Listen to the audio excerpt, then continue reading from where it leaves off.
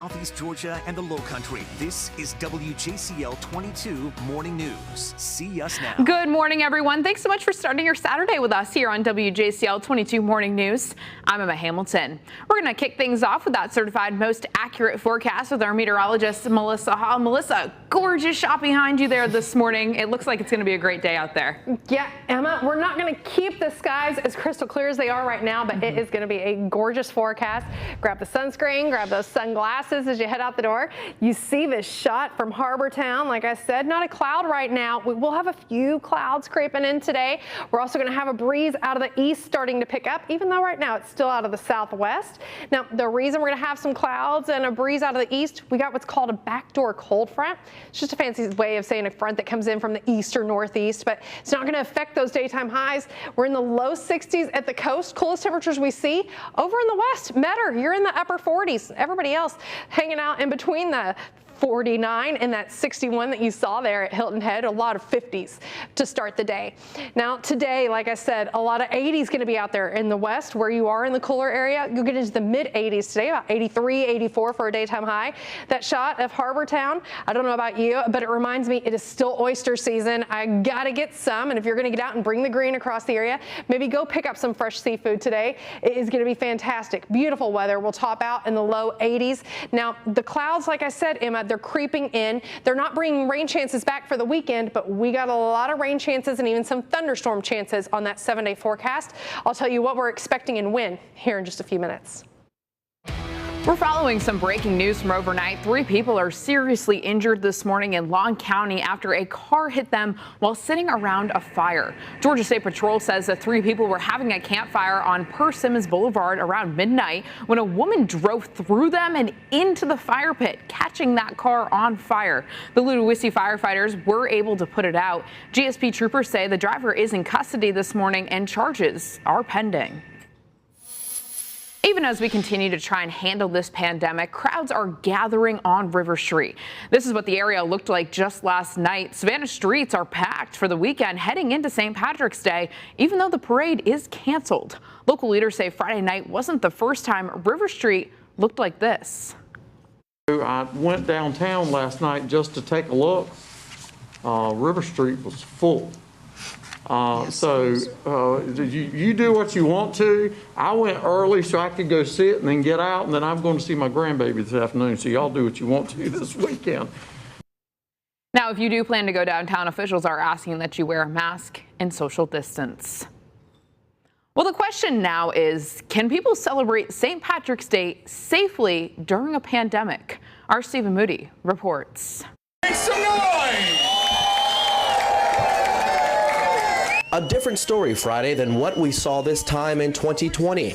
Crowds gathered at Plant Riverside District to celebrate the inaugural Shamrocks and Shenanigans event. This is a special time for people. People have been locked in, locked out, going through all types of difficulties, as we know, over these last number of months. But tonight, people can relax and come out. And relax they did. Large crowds were out with very few masks. While this event's success is important, Chairman Richard Kessler understands the concerns. We are encouraging everybody to do the social distancing. We're encouraging everyone to wear their mask tonight. If you come in the building, it's required that you have a mask on. That's for our employees as well as guests in the building. It remains to be seen if that will be enforced. However, with more people, we'll see more money for businesses. That includes the newly opened Hole in the Wall. Well, we're very excited. It's our first St. Pat's to be in business with the rest of Savannah, so we're very thrilled to kind of see what this year brings. I know previous years it's been crazy, so yeah, we're very excited. That was our Stephen Moody reporting for us this morning. Shamrocks and Shenanigans will continue for the next 5 days. As more and more people start to come into the area, security now becomes a concern. So Savannah police have set up safety rails around the city, and more officers will be on patrol to help maintain the large crowds that are expected and make sure people are social distancing. Some tourists we spoke to say they saw several officers all over the hostess city. I mean, we got here yesterday and we've been seeing a good amount of cops actually, and when we were out last night, we saw a handful at each bar, so. Yeah, a lot of social distancing, I would say, with like the restaurants and stuff. Some say having additional officers around will help them feel safer while celebrating. One of the biggest events of the St. Patrick's Day season in Savannah didn't let the pandemic stop it from happening.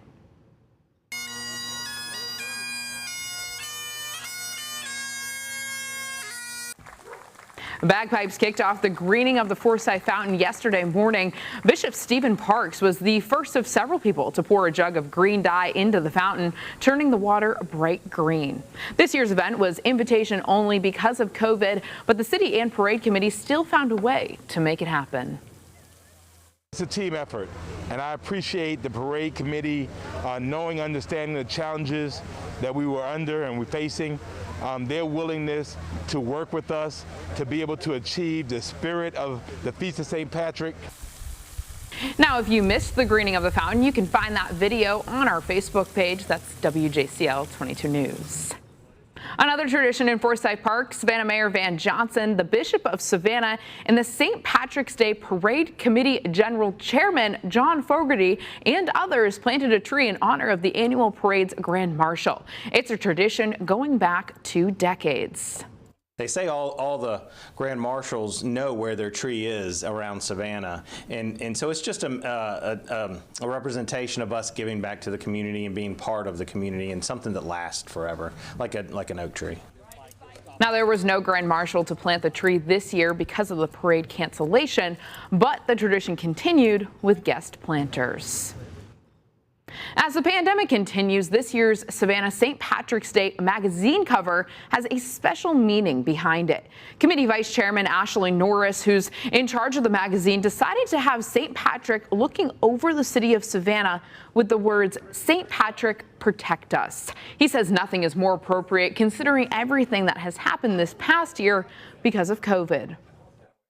So we decided we were definitely going to do the magazine.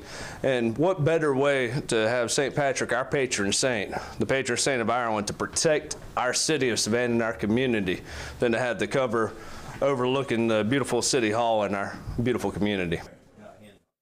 Well, a new event is setting sail on St. Patrick's Day. It's the first ever Shamrock Ships Flotilla on the Savannah River.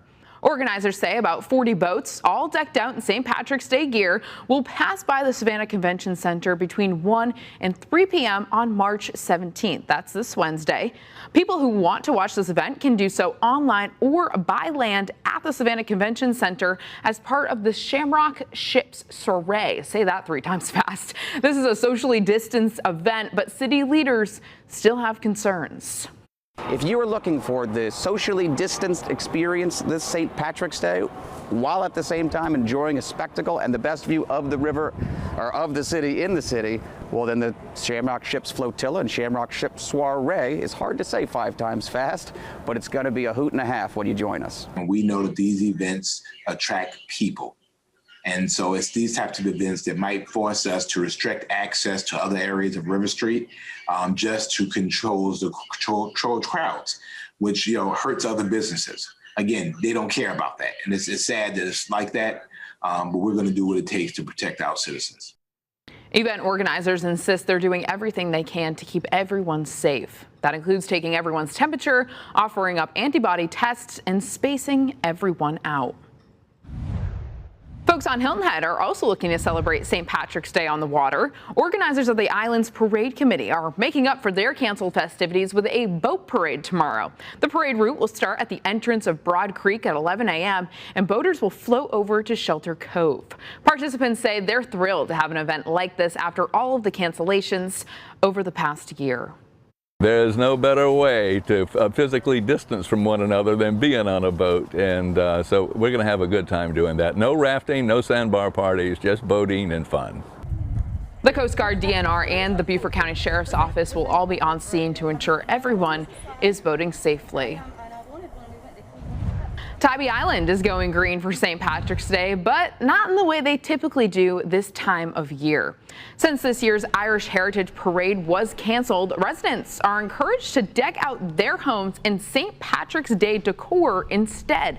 It's a part of the Paint Tybee Ireland Green contest hosted by the Tybee Post Theater. More than 50 homes are taking part. One family is even decorating their house with skeletons. So it has been a little bit of work here and there, but she's had a lot of fun with it. Have you had fun dressing up the skeletons? No. No? You've loved it. I loved it. You loved it, that's right.